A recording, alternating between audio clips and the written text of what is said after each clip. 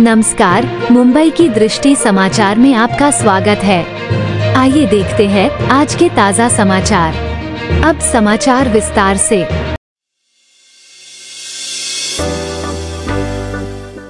आदित्य ठाकरे की बाइक रोई। पालघर जिले के महाविकास आघाड़ी के उम्मीदवार भरती कामरी के प्रचार हेतु बाइक रोई वसई में निकाली गई, जिसमें आदित्य ठाकरे शामिल हुए। इस मौके पर उन्होंने केंद्र सरकार पर टीका की, मगर हितेंद्र ठाकुर की बहुजन विकास आघाड़ी पर टीका नहीं की।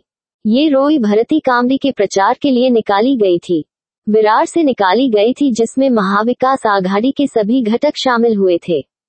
रोई के बीच पत्रकारों से बातचीत में उन्होंने कई विषय पर अपनी बात रखी, जिसमें वाडवन बंदर प्रादेशिक पक्ष पर उन्होंने कहा कि शिवसेना उद्धव पार्टी एक ही पार्टी रहेंगी। जिन्होंने पार्टी की निशानी चोरी की वो हम न्यायालय से वापस लेंगे।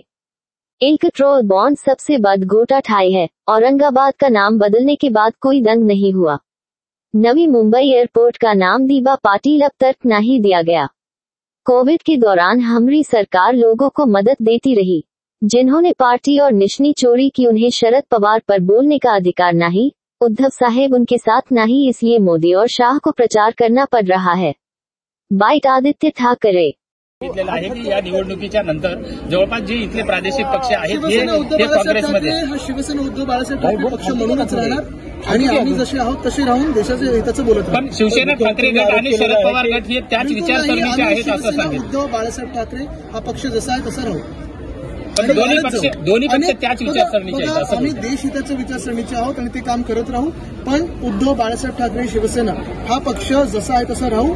जे गेलेलं चिन्ह आहे, जे गेलेलं पक्ष ज्या चोरांनी पक्षांचं घेतलंय, तो पक्ष आम्हाला परत सुप्रीम कोर्टाकडून मिळेल ही आशा आहे। पण आपण पाहत असाल जनतेचं प्रेम आणि देशभरात देखील शिवसेना उद्धव बाळासाहेब ठाकरे पक्ष म्हणून आम्ही जाऊ। भाजपाने रेमेडिसिव्हिर बनवताना लाखोचा निधी घेतला, काय म्हणाल त्याबद्दल? मला वाटतं धंदा लो हा प्रकार जो आहे नुसतं एका गोष्टीबद्दल नाही तर देशभरात अनेक वेगवेगळे कॉन्ट्रॅक्टसाठी आपण पाहिलेला आहे। मुख्य गोष्ट हीच आहे की इलेक्ट्रोल बॉन्डचा जो स्कॅम आहे, जगातला कदाचित सर्वात मोठा स्कॅम हा देशासमोर आलाय। तो एक स्कॅम आहे। दुसऱ्या बाजूला आपण पाहत असाल रेवण्णाचा जो राक्षस आहे तो देखील आज पळालेला आहे आणि केंद्र सरकार त्याला परत आणण्यासाठी काहीच करत नाही। औरंगाबाद आणि उस्मानाबादच्या नामांतरांची जी याचिका होती त्या हायकोर्टाने फेटाळली, त्याबाबत मला वाटतं मुख्य गोष्ट हीच आहे। आमच्या मंत्रिमंडळाच्या निर्णयामध्ये औरंगाबादचं नाव छत्रपती संभाजीनगर झालेलं, उस्मानाबादचं नाव धाराशिव झालेलं, पण हे सगळं होत असताना कुठेही दंगली घडल्या नाहीत, सगळ्यांना आम्ही सोबत घेऊन केलं। दुसरी गोष्ट अशी आहे, सर्वात महत्वाची आहे, हे मी सतत विषय हा घेत आलेलो आहे। नामकरणचा विचार करायचा असेल तर आपण त्या औरंगाबाद एअरपोर्टचं नाव छत्रपती संभाजी महाराज इंटरनॅशनल एअरपोर्ट हे ठेवलं होतं। 4 वर्षापूर्वी हा निर्णय घेतला होता विधान भवनात आणि केंद्र सरकारकडे पाठवलेला।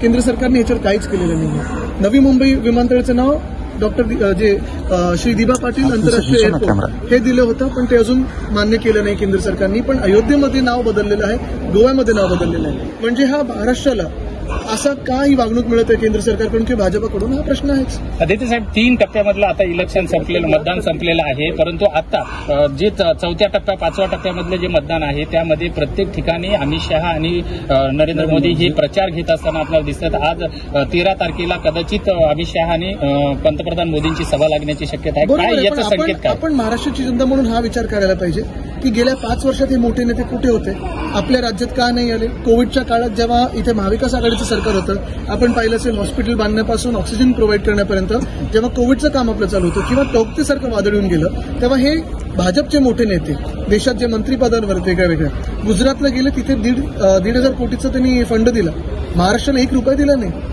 तर ही वागणूक महाराष्ट्राला का मिळते आणि प्रचारात असताना का इथे यावं लागतं, हा देखील विचार आपण सर्वांनी करावा। पण आता मोदीजींच्या ज्या सभा वाढल्या जात आहेत त्यामुळे त्यामधले काय संकेत वाटतात? कारण उद्धव बाळासाहेब ठाकरे ही व्यक्ती त्यांच्यासोबत नाहीये, म्हणून त्यांना दुप्पट तिप्पट सभा घ्यायला लागतात। तरी देखील महाराष्ट्र शिवसेना उद्धव बाळासाहेब ठाकरे या पक्षासोबत राहील। सर, कालच्या मतदानामध्ये एकनाथ शिंदे यांनी सांगितलेलं आहे की ठाकरे गटाची शिवसेना ही काँग्रेसमध्ये पक्ष चोरांनी आणि बाप चोरांनी पवारसाहेब काय बोललेत, उद्धवसाहेब काय बोलले, त्याच्यावर बोलण्याचे त्यांना काही अधिकार नाहीये। हे लोक जे आहेत ते डरपूक होते, म्हणून ते गुवाहाटी गोवाला वगैरे पळून गेले होते, त्यांना बोलण्याचा अधिकारच नाही। आदित्य साहेब, आज विरारमध्ये आपण आलेले आहेत, आज प्रचार मोटरसायकल रॅलीमध्ये आपण सहभागी झालात, काय सांगू?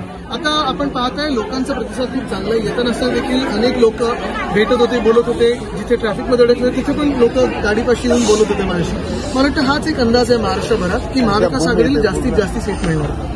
ओके, मग पालघरच्या बाबतीत आपण काय सांगणार? पालघरमध्ये तिरंगी लढत होत असताना आपल्याला पाहायला मिळत आहे आणि लढत तिन्ही किती रंगी झाली तरी आपण पाहाल आम्ही देशासाठी लढत आहोत आणि महाविकास आघाडीचे जे उमेदवार आहेत त्यांना मतदान होईल. दादा, जिथून ही सुरुवात केली जाते हा भव्याचा गड बोलला जातो आणि त्यात आता महाराष्ट्र भव्याचा गड आहे.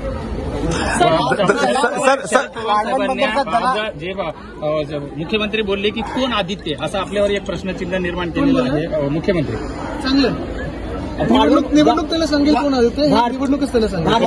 शरद पवार साहेबांनी राज्याच्या राजकारणामधले जे प्रादेशिक पक्ष आहेत ते सर्व काँग्रेसमध्ये विलीन होणार आहेत. भारतीय जनता पार्टी के कार्यक्रम में प्रकाश निकम ने कहा कि जो बाड़ो बंदर का विरोध कर रहा है वो दलाल. मला वाटतं आपण एक पाहिलं असेल, आम्ही स्थानिक जनतेसोबत उभे आहोत.